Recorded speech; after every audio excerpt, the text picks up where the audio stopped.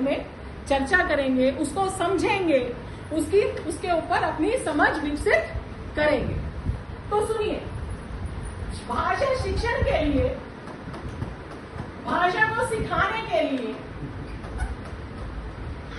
4 block model बनाया गया है। 4 ब्लॉक मॉडल का मतलब 4 ब्लॉक बनाए गए हैं। पहला जो आपको पता ही है, मौखिक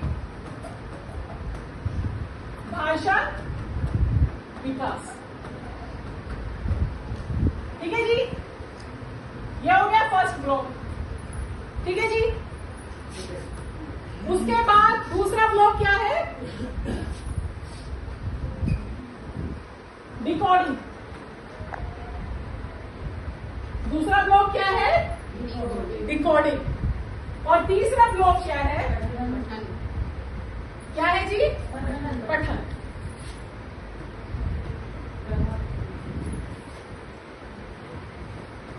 पहला मौखिक भाषा विकास, दूसरा डिकोडिंग, तीसरा पठन और चौथा ऑर्डर क्या होगा बेटा? वो ब्लॉक क्या होगा? लेखन।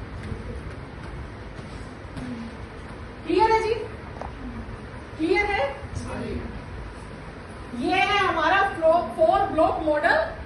किसके अंतर्गत है? भाषा शिक्षण को सिखाने के लिए हम कौन सी अप्रोच का प्रयोग करते हैं, कौन से मॉडल का प्रयोग करते हैं? 4 ब्लॉक मॉडल, यानी कि 4 आयाम। मौखिक भाषा विकास, डिकोडिंग, पठन और लेखन। अब सुनिए, अब मौखिक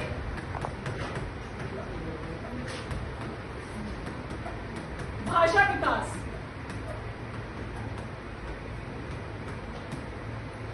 के अंदर कौन कौन सी गतिविधियां लेते हैं?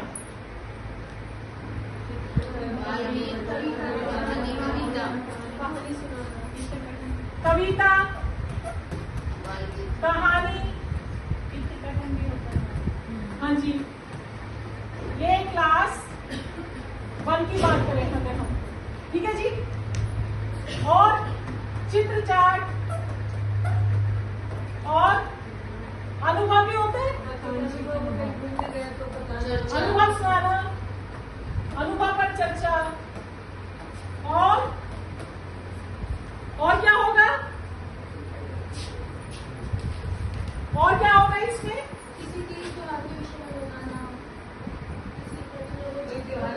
पाठ पढ़कर सुनाना। याद है पाठ्य पुस्तक में काम क्या किया था? पढ़कर सुनाना। अभिव्यक्ति के लिए लेखन, याद है? अभिव्यक्ति के लिए लेखन।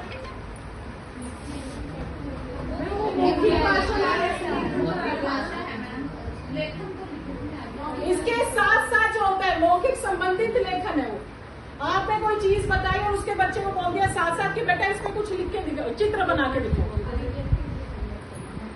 अभिव्यक्ति के लिए लेखन, ये लेखन अलग नहीं है।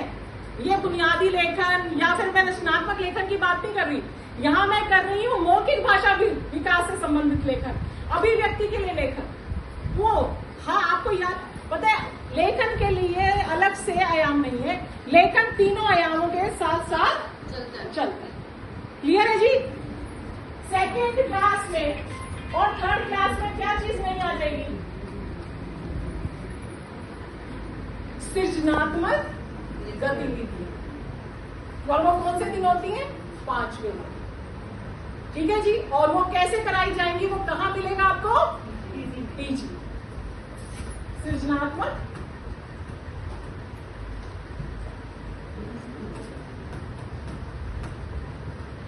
गतिविधि।